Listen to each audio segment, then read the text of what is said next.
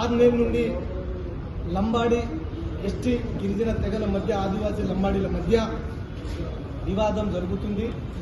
కానీ కాంగ్రెస్ ప్రభుత్వం రాష్ట్ర ప్రభుత్వం ఏమాత్రం పట్టించుకోవట్లేదు. ఈరోజు ఆదివాసీ లంబాడీల మధ్య వివాదం తారస్థాయికి చేరింది. వెంటనే రాష్ట్ర ప్రభుత్వం రేవంత్ రెడ్డి ముఖ్యమంత్రి గారు స్పందించి ఈ యొక్క వివాదాన్ని అరికట్టాలి.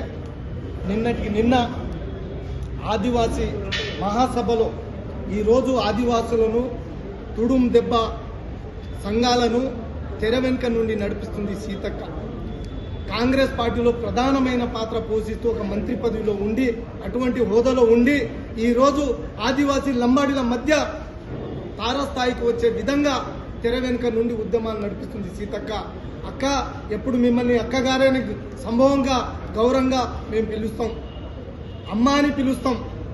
అటువంటి సంస్కారం ఉన్న లంబాడి జాతి. కానీ ఈరోజు నీ పార్టీలో ఉన్న తుడుందెప్ప రాష్ట్ర అధ్యక్షుడు మైపతి, అరే మైపతిగా నీ అక్రమాలు ఏందో తాటి వెంకటేశ్వర్లు చైర్మన్గా ఉన్నప్పుడు అన్నీ నాకు తెలుసు. గిరిజన సంక్షేమ పథకాల్లో నీ అవకతవకాలు, నీ అక్రమాలు, లక్షలు దోచుకున్నది నీ అక్రమాలు అన్నీ నాకు తెలుసు. ఈరోజు పంది కొక్కులా తిని బురదలో పంది లెక్క తిని బలిచి మానసిక రోగిలాగా భద్రాచలం మహాసభలో ఆదివాసీ మహాసభలో ఏం మాట్లాడుతున్నావు బిడ్డను? లంబాడి ఆడవాళ్లను పందులతో పోలుస్తావా?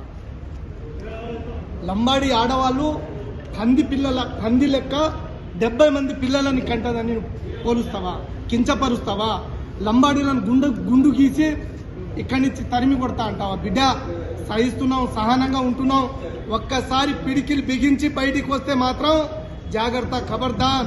అరుణ్ కుమార్ గారు, సీతక్క గారు, మీరు వెంటనే పార్టీ నుండి రాజీనామా చేసి బయటికి వచ్చి లంబాడీల మీద లడాయి చేయాలి. కానీ పార్టీని అడ్డం పెట్టుకొని, పదవిని అడ్డం పెట్టుకొని ఈరోజు లంబాడీలపై మాటల యుద్ధం కానీ జరిపితే ఖబర్దార్ హెచ్చరిస్తున్న సీతక్క గారు.